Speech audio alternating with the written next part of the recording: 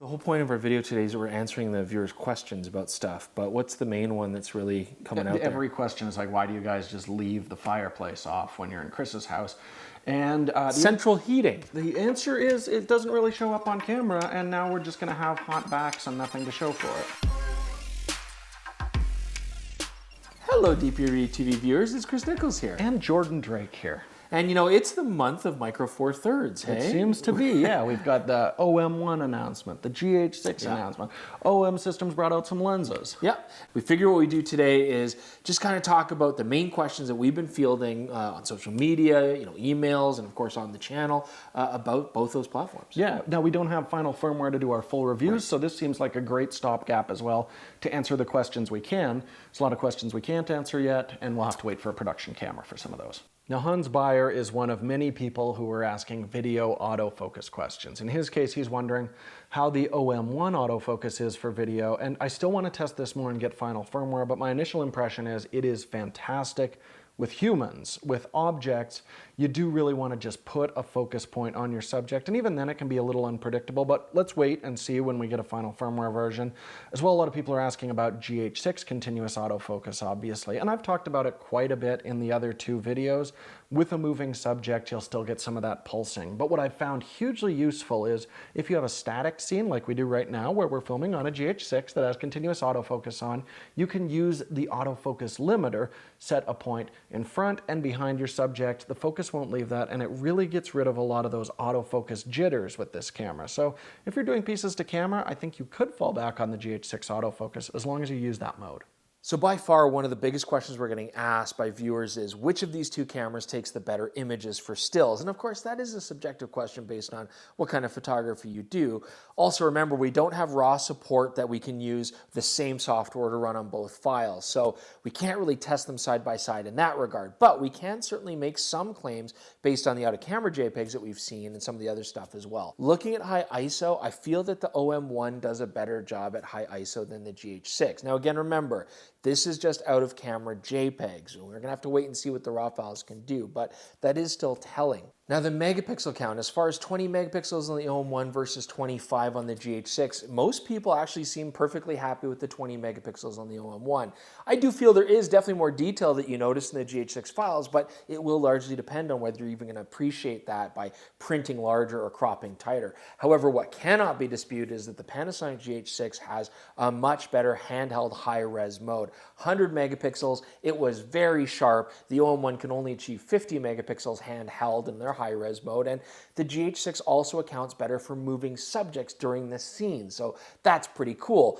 Put both on a tripod, and the GH6 still has a 20 megapixel advantage over the OM-1's 80 megapixel mode.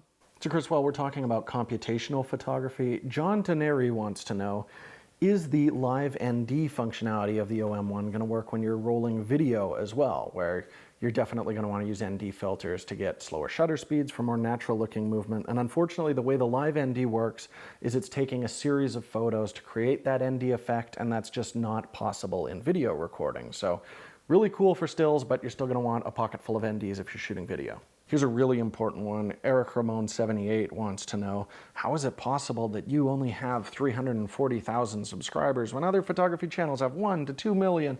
I mean, that's a great question. Minor correction, we do have 360,000 subscribers. But if you think those numbers are a little low and you're watching this right now and you're not subscribed, then you could do your part to rectify this issue. Thanks, Eric. So Furworks has a question about the Panasonic GH6, wondering if there's now less shutter shock discernible with the mechanical shutter. It was a problem on previous Panasonic cameras. How is it on the GH6?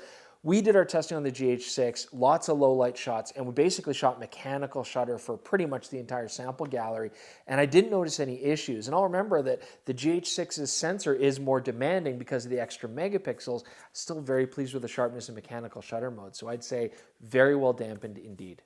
Next up, Interceptor 121 was looking at our GH6 review and noticed that when you're using the DR boost mode on it, your native sensitivity for vlog jumps to 2000 ISO, and he's wondering how much of an issue that is. Now, it is definitely a big bump, but remember, when you're shooting with that DR boost on, it's going to give you a little more information in the highlights, so you can still give the camera a bit more exposure. But that said, I still found when I was out shooting with a 2.8 lens in daylight, I was generally running a 5 to 6 stop ND filter. So if you don't have any NDs that strong, you're probably going to need them if you want to take advantage of that DR boost mode and the wider dynamic range it gives you. So there's a question that we got asked a lot on the forums, but just a couple that come to mind. Ada1960 asked this. Also, a mysterious person, Gordon, no profile pic. I assume it's Jordan's evil twin brother. I don't think he's evil. Jordan wants me to say that. He seems a lovely guy to me, confident, handsome. Jordan's wife really likes him as well, for probably the same reasons. Anyways, that's off topic. They're asking, does the OM-1 still split up your video files every 3 gig increment? And also, does it have a record limit? I'm happy to say that the OM-1 has done away with that. No record limit, no splitting up your video files. I have an EM1 Mark III that I use, and I always found that to be really annoying. You don't miss out on frames, but it's just an extra step, and it's weird, and it's a pain, and now it's gone. Next up, also from YouTube, Ted Tremendous is wondering about some fan noise that he heard in our initial review. And yes, definitely there was some fan noise in that. However, don't worry, it is not the GH6. That was actually our Aperture Cobb 300D light. It has a ballast with an extremely loud fan. It is a real pain. But even outside of that, I don't think fan noise is going to be a real concern with the GH6. It's one of the quietest cameras I've ever used. Even if you're using an onboard mic, I haven't heard any signs of the fan, so I really wouldn't worry about it. I'd much rather have the benefits of not having your camera overheat all the time. There's a question that was left on the DPReview.com forums that I think is absolutely profound, and I really want to answer it. Elaine Co. brought up a very interesting point. In reference to the Olympus OM-1, they were asking, what? Is there no AI-based fish detect focusing mode on the Olympus OM-1? And actually, no, there isn't. It's bullshit. It's a travesty. I don't use the word travesty very often or lightly, but I'm using it. It is a travesty. You're telling me that the train detect, its basic rectangular shape, wouldn't also work for fish? They couldn't just tweak it a little bit? I don't buy that. This is bullshit. And then I looked into it further. The Panasonic GH6 also does not have any sort of deep learning based fish detect autofocus. In fact, no company makes an AI-based fish detect autofocus, and this is absolute garbage. Oceans are where we came from, and we can't even show fish the respect to be able to focus on them properly. This is, anyways, I'm getting angry. And this fireplace is hot on my back, and I don't like it. Jordan, you better take over. Next up, Terrence Kern is wondering about why we're missing the 6K photo mode when you could just roll 5.7K and get the same quality. And yes, it's absolutely true, you could do that. But what was interesting about the 6K photo modes is it gives you a couple of unique functions built into the camera software, like the ability to pre-roll constantly. You've got this buffer going, so when you hit the shutter, it would give you a few frames before you hit the shutter.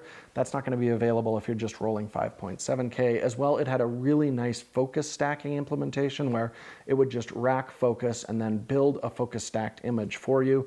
Again, just recording in 5.7K is not going to give you that flexibility. So I would really like to see the 6K photo modes make a return, maybe in like a more photocentric GH6 camera, like a G9 II or a G10. Who knows?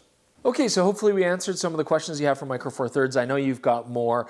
Are we done with Micro Four Thirds content? No, we've got wooden nickels coming up. It doesn't stop. And of course, we will have full reviews of both of these cameras. When we get our samples, we'll answer more of your image quality questions. But what we can do is very likely, no guarantees, dispense with shooting inside the house as much and maybe get outside and do warming up. We'll have different backgrounds. It's going to be really exciting. We'll see. But thank you guys so much for joining us. Do leave your comments below. Maybe you have more questions that we haven't answered. Thank you guys so much for joining us. We hope to see you very soon on DPReview TV.